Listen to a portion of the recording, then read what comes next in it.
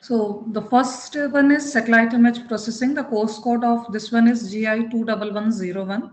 Okay. Overall syllabus is divided into the 5 units. The very first unit will be about the image pre-processing. Some of these topics must have been covered in the remote sensing already, but in this syllabus, in this course, we will discuss them in detail. First unit is about the image pre-processing. In image pre-processing, you will learn about how to remove the errors, how to pre-process the given image, what types of errors would be present, and how to remove those errors or those defects from the dataset. In this one, you will learn both the things, different types of errors. The errors could be the geometric error, cosmetic error, radiometric error. There are so many different types of error that you might already be aware about. So we will discuss about these errors, and thereafter, parallelly, we will learn about how to remove these errors from the image. Once this pre-processing part is done, we will move to the second unit, and this second unit is about the image enhancement part. Image enhancement means once you get the image, there are different sort of enhancement that could be done. And I think so you already have a little bit knowledge about this one also. This one is about the contrast enhancement. Inside the contrast enhancement, again, there are so many different types of enhancement techniques that you will learn.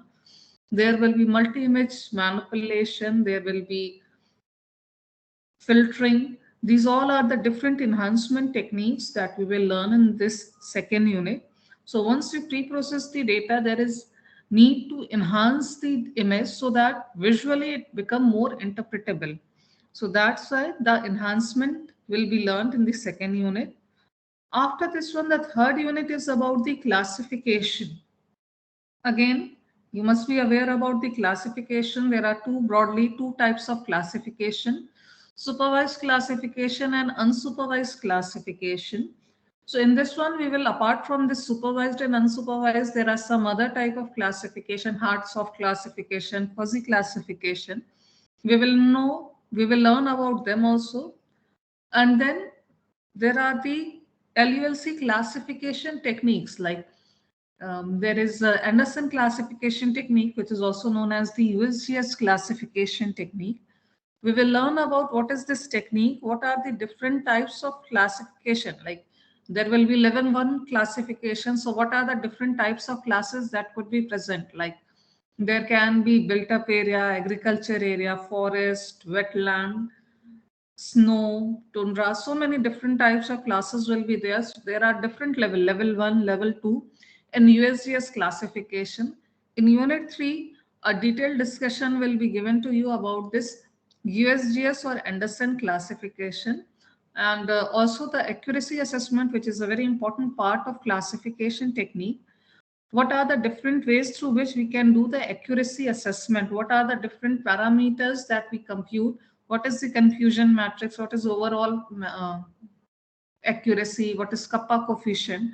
All these things will be covered under the accuracy assessment, and thereafter there will be a change detection topic also. A little bit discussion of the change detection is already done in the GIS course, but it was very basic. In image, you will actually learn about how this change detection is done, how it is performed on different images, what are the different techniques. One of the technique that you have learned was how you can perform the change detection in GIS. It was by using overlay analysis. You have learned about the subtraction technique over there, mathematics, if you remember. In GIS, we have learned the mathematics in which raster algebra is performed. So by doing the subtraction, the change detection, or by using the division, in subtraction, if the pixel value is 0, in division, if the pixel value is 1. So this is how we have learned about the change detection in GIS. Here also we will learn some other techniques. These are the basic techniques. Obviously, we will learn about them: subtraction, division, what is the threshold value, and other things. Apart from that, the post classification technique through which the change detection is done. The fourth unit is about the hyperspectral data. It will give you an overview of hyperspectral analysis. Okay. So you might be aware a little bit about the hyperspectral data. So what is the difference between the multispectral and hyperspectral? Anyone? Ma'am, number of bands. Yeah. Multi. So it is, yes.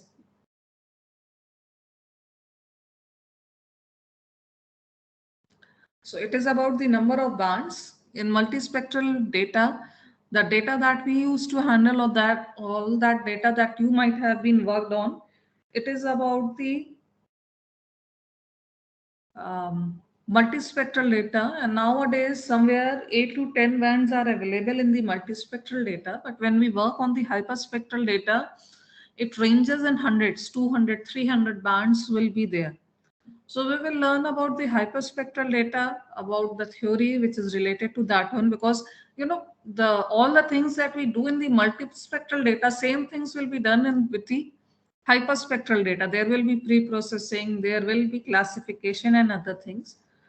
But the process to perform all these things in hyperspectral data is a little bit different. So we will learn about all this, how to perform the pre-processing, how to do the classification. There are different classification technique. There is SAM, spectral angle mapper, and others that we will learn over here. The last unit is more or less about the advanced topics. Some of the advanced topics will be discussed over here, that how we can use or what are the present development in the image processing nowadays. Okay. So fifth unit is a little bit variable. We will learn about some of the advanced techniques which is related to the satellite image processing. So this one is the overall structure of the SIP. Now, this one will be covered in the lecture sessions. When we come to the tutorial session, all of you already have QGIS software. So in tutorial session, we will learn about how to perform some of the tasks in QGIS, because in SIP we have different set of softwares with it. But like if you go for the proprietary, like in GIS we have proprietary version called ArcGIS. So that software is quite rampantly used in the field of GIS. Similarly, in the image processing, there is a software called ADAS Imagine. Okay, it is distributed by the Hexagon Geospatial company. So ADAS Imagine is quite a popular software for the image processing, but it is a proprietary software. So in your case, since all of you need some open source solution of all these things, so we will learn some of the things on QGIS, because QGIS also gives us several options in the field of this image processing. Some of the tasks could be done over there. The data that we are going to use is the Landsat data. So first we will learn how to download the data. One thing all of you need to do is to create an account on Earth Explorer website. Okay, I will show you.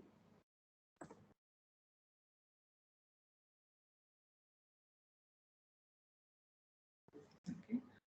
So this one is the USGS Earth Explorer website. I'm sharing its link on the chat box.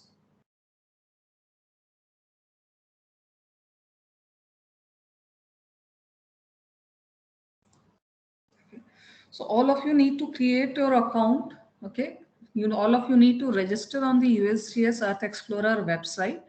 And later on in the tutorial session, you will first learn how to download the data, since we will work on the Landsat data. So you will learn how to download the images from the USGS website, because many times it happens that you students used to come in the third semester for the thesis work and they do not even know how to download the data. This one is a very basic thing. And my suggestion to all the students, whatever has happened with the GIS, it's something gone. But with the SIP, make sure that you catch up all these things from the starting. If you do not follow, like in GIS, I always used to say that this thing is sequential. If you do not follow the first step, you cannot jump to the second step. Like if you do not learn the georeferencing properly, you cannot perform the digitization. The digitization will be compromised if the georeferencing is not done properly. Over here also, although I will later on provide the data and everything, but You must need to know how to download the Landsat data. Means which level is needed, which collection of the Landsat is needed, on which you can perform the processing and other things. Okay. In the tutorial session, first we will start with the downloading of data, how to download the Landsat images and other things. Thereafter, you will learn some of the things like how to stack up the data, like you will get a banded data. When you download the Landsat data, how it will appear? It will not appear. Just wait for a minute.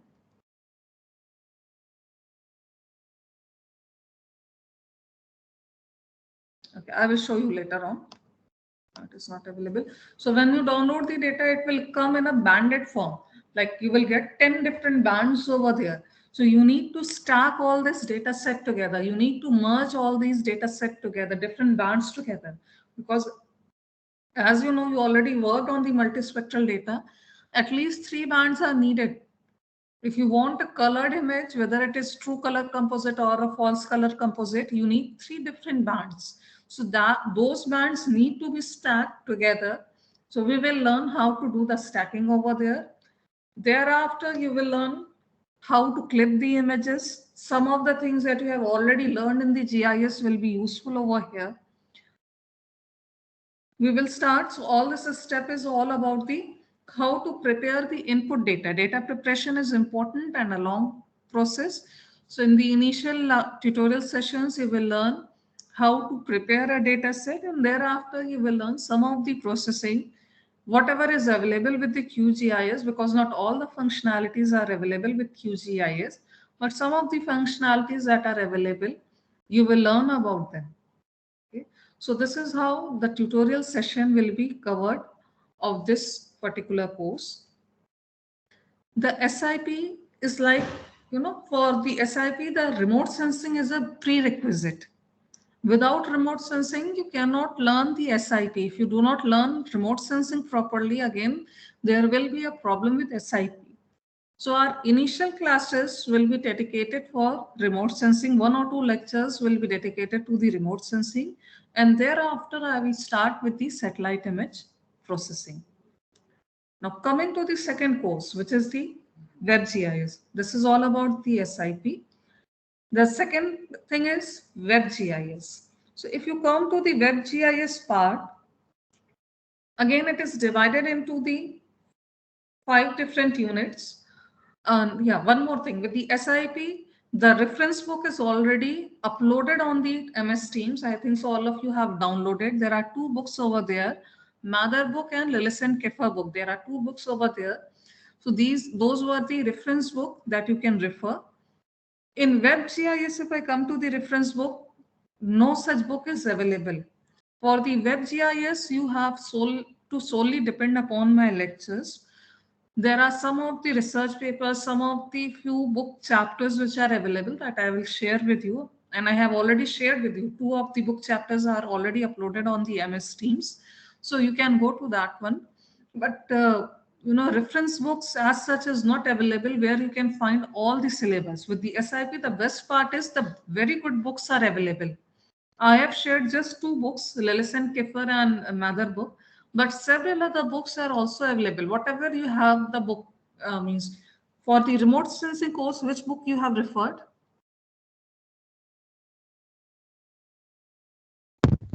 Ma'am, Ma'am, Lily same, Sand and Kefir. ma'am, same book. Okay.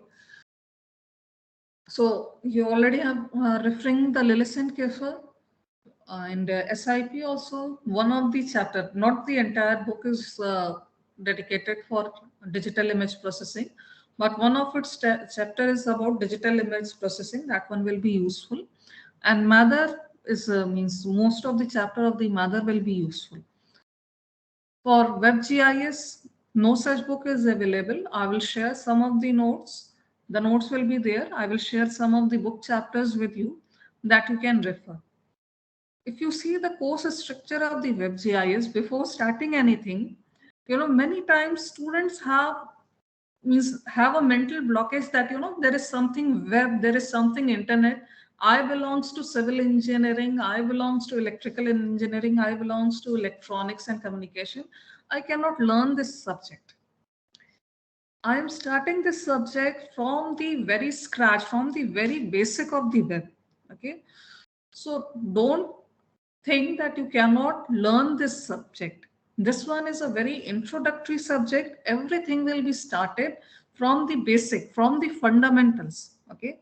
So means make this thing very clear that if you are not able to understand this particular subject, then it is not because of your branch of the BTech, but this is because you are not doing enough hard work.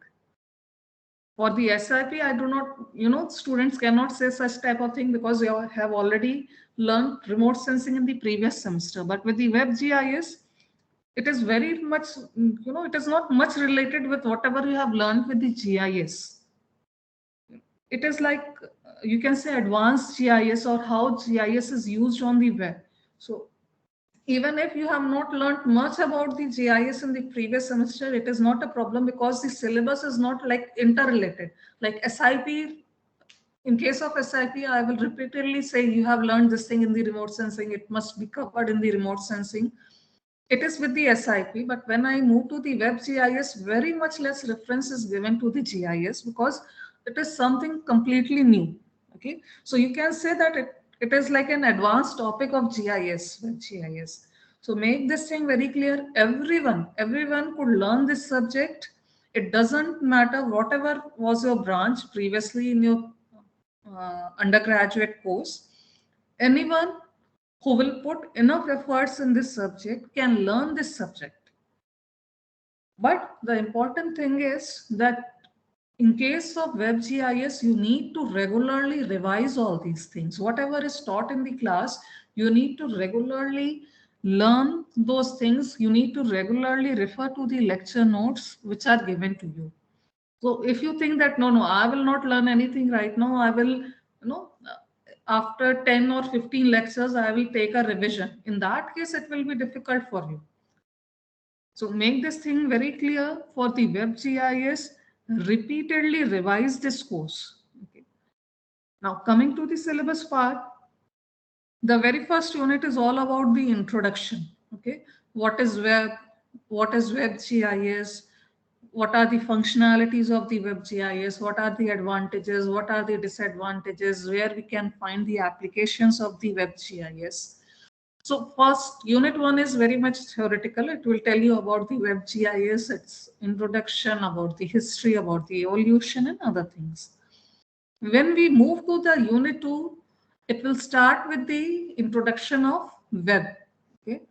In the initial stages, we will learn about what is web, what is the basic principle of the working of the web, what is the client server architecture, what are the different protocols that are used over here, what is HTTP, what is HTML, what is URL. These all are the very basic building block of any of the web. Okay. So everything, all the basic concepts will be covered. Thereafter, you will learn about the architecture of the web. What is client server architecture? What is thin client architecture? What is thick client architecture? What are the different softwares which are available for the client, for the server and other things. Okay. Thereafter, the next unit, unit number 3 is about the web mapping. The major use of web GIS is in the form of web mapping. Like if you open any of the website and if you are able to view the map and different types of services over there, this is one of the very basic use of very rampant use of web GIS. So in unit 3, you will learn about the web mapping, about the different elements of the web mapping, what is the interactive web mapping, what is the static web mapping, what are the different types of maps are available over there. Everything will be covered in unit 3. Unit 4 is very important. Why? Because we will learn OGC, Open Geospatial Consortium Services. Now this is like unit 4 is like the heart of whole syllabus. This one is a very important component. OGC services, like in day to day, if somebody says that this one is the web GIS application, majority of time it will carry the OGC services with them. This unit 4 is very important. And in this one, you will learn what is OGC services, what is WFS, what is WMS, web map service, web feature service, web catalog service. There are so many different type of services under the OGC. So you will learn about these services. Most of them will be theoretically covered, but WMS will be covered in very detail. How you will make a request, what will be the URL, what are the different parameters, what type of values that you are going to give. And apart from that, you will learn how to actually implement the WMS, because in the laboratory session, we will have this component.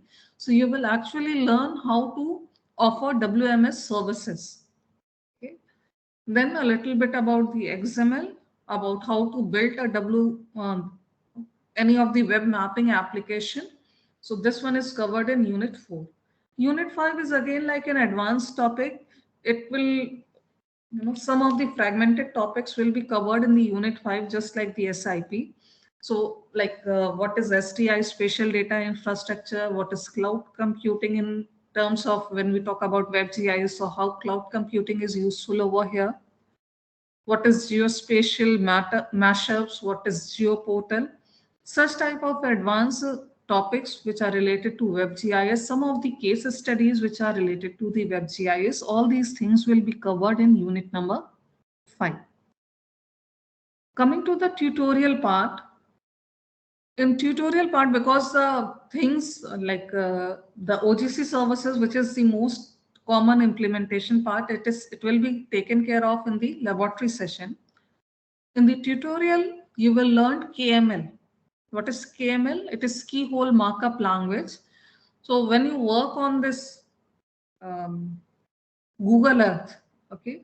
So whenever you work on the Google Earth, there is a KML code that is written over there. And I think so I have already, let's wait for a minute.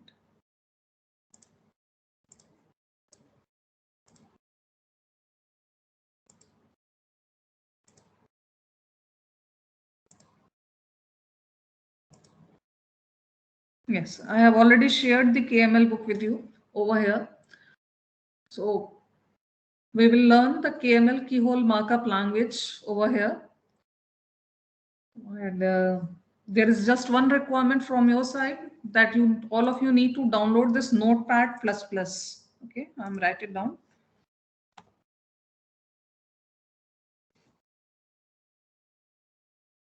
All of you need to download this Notepad++. This one will be useful. This one is freely available software. So it will be useful in the laboratory session as well as in the tutorial session of WebGIS course. So this KML will be covered in the Notepad++. Initially, you may find it a little bit difficult KML, but it is very much useful. The theoretical part is necessary, but the more you learn about the software skills, okay, any of the coding language, anything like that, it will be an add-on in your CV. Okay, so KML might be a little bit difficult, a little bit, but you will learn a lot on it, and it will be a very big add-on in your CV if you work on it properly. Some of it will be covered in the tutorial session, but rest depend upon your own hard work, because you have the content, you have the book. Basics will be covered in the tutorial session. Rest depends upon you how much expertise you want to develop. Coming to the laboratory part. The laboratory part, or Geo-Informatics Lab 2, it will basically be covered in 2 parts, or you can say 3 parts. Okay. First part is about HTML, hypertext markup language. Okay. So in the first part of the laboratory, the HTML will be covered. Once the HTML will get completed, the JavaScript, okay, JavaScript, it's not Java, it's JavaScript will be covered, that will be covered after the HTML, okay. And once the JavaScript is done, we will learn about the web mapping application development. So it depends upon how much time we will have. We will may cover it in the lecture sessions or in the laboratory session. It depends upon the time whichever we have. So the laboratory session will be comprised of 3 things: HTML, JavaScript, and web mapping application. The book of HTML and JavaScript is already uploaded on the WebGIS team. So you can download those books from there. Very basic laboratory, again, there is no problem. Even if you do not have CSIT background, the HTML is something which is learned by class 11th or sometimes class 9th student nowadays. Okay. So these are very basic programming languages. There will not be any problem. HTML, JavaScript, and the web application development. So this is all about the laboratory session. In the laboratory session, you have the books, the different exercises will be given to you. So in this time, you do not need to write the methodology and other things that you have done. And when I have checked the laboratory copies, something which was very disappointing is that some of the student has simply copied other students results, because you have to upload it in the handwritten form. So most of you have written it by yourself, there is no problem in that one. But the layout maps that I have seen, some of the students have copied the layout map of the other students. Okay. So when we see such type of results, when you see the different copies, you will immediately recognize which one means these two copies are copied. Okay, these two students have taken, one of them have created, one of them have shared it, their output. In this time, since you need to upload everything in the soft form, there will be no handwritten form. So I am expecting a little bit honesty from your end.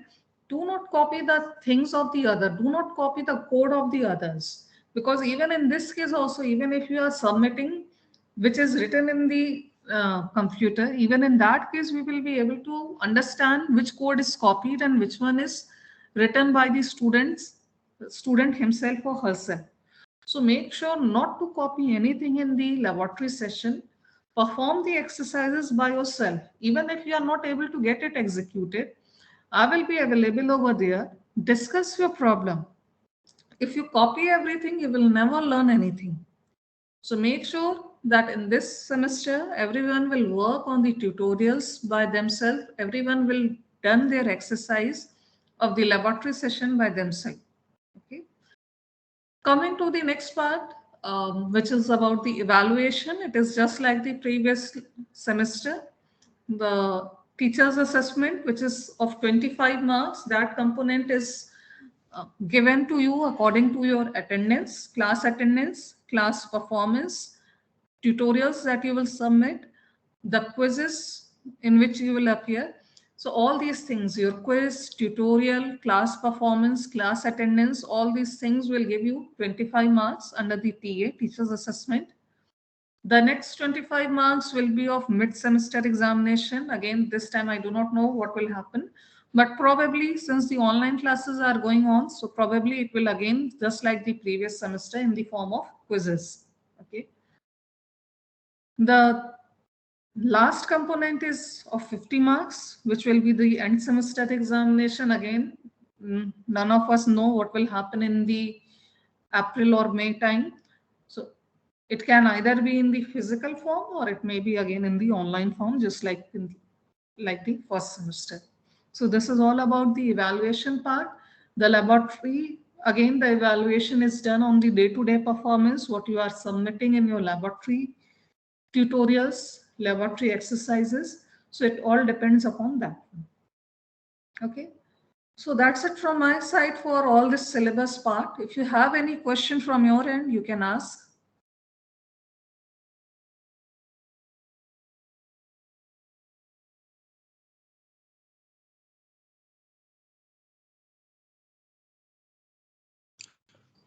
Excuse me, ma'am. Yes. Ma'am, what we should be doing so that we don't forget the QGIS, what we were doing in that means the steps, the processes, multiple things, whatever you had taught, what we should be doing to make it memorize or remember. Yes. Even in the last time I told you I will share some workbook with you people, and I didn't share that one. Okay, I will try to search on the internet and share if any of the workbook related to the QGIS is available. And if that one available, you can go for the workbook and other things. Second thing is, if you open the software regularly, if you perform the task regularly, you will remember the things like, if you perform, if you use the software, only then you could remember the things. In this semester, because there is a this SIP is again done on the QGIS. The tutorial of image processing is done on the QGIS. So you will remember, or you will re-remember this thing, what was covered in the QGIS. But the only way to remember the QGIS or any of the software, means it is not like any of the regular software, MS Word or PowerPoint, any of the software which we have learned in this Geo-Informatics course, whole course, there is a need to regularly visit that software. Like in the next semester, when you will do your thesis work, okay, depending upon the topic, whatever topic is given to you, it is a separate thing. But many times the student will have to again use all this software. Okay. So over the time, you will remember all these things. Once you have done that thing regularly, you will remember that thing. Apart from that, I will try to cover some of the things probably in the SIP, or some of the things in the WebGIS session also, so that you will get a little bit, you will be able to recall some of these steps that are used in the QGIS. And I will try to search some of the workbook on QGIS. Anything else?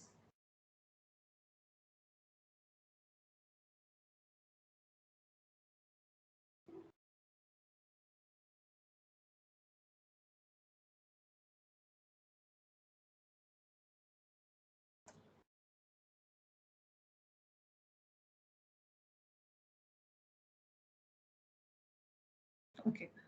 So I'm getting a question from your end. So let's start the SIP class.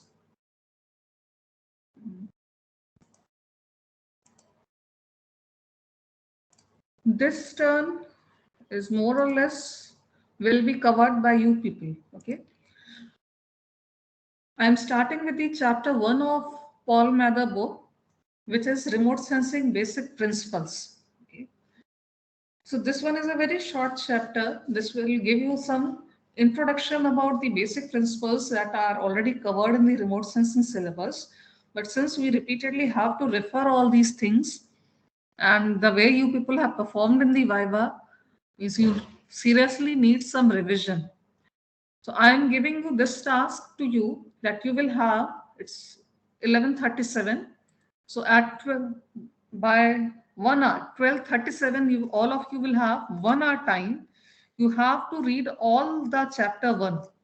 Okay. This whole chapter 1, this chapter 1 will give you some basic introduction about the sensors.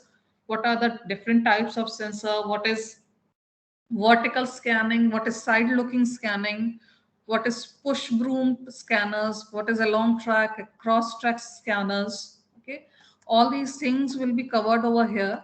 What is CCD, what is oscillating mirror, and other topics. Thereafter, the basic principles of remote sensing, how the remote sensing work, what are the basic terminology, what is radiant flux, what is electromagnetic wave, what is electronic, what is electrical, what is magnetic over there, which one is perpendicular to which one, why, how the energy interact with the earth's surface. Everything is covered in this chapter. So this is what I am expecting from your end, that you will have 1 hour time, quickly read this chapter, quickly make a short presentation of that one. When we gather together again at 12, say 12:30, I think so, 12:30 or 12:45 maybe. Okay, we will gather again at 12:45, and some of you will give the presentation. I will, all of you will not be able to give the presentation in such a short time, but you will, some of students will be called, and they will have to give the presentation on the chapter number 1 of Paul Mather. This is all about this present term. In the next term, which will be on Wednesday, you have to prepare a presentation on chapter number 2. Okay, chapter 1, number 2 is all about the sensors. So you have to prepare a very thorough presentation of chapter number 2. But this turn is about the chapter number 1. Now quickly start reading the chapter 1 and start preparing your presentation. We will assemble together on this particular meeting at 12:45. Okay, so I am available over here. If any one of you have any problem, you can come on this team. Otherwise, we will meet again at 12:45.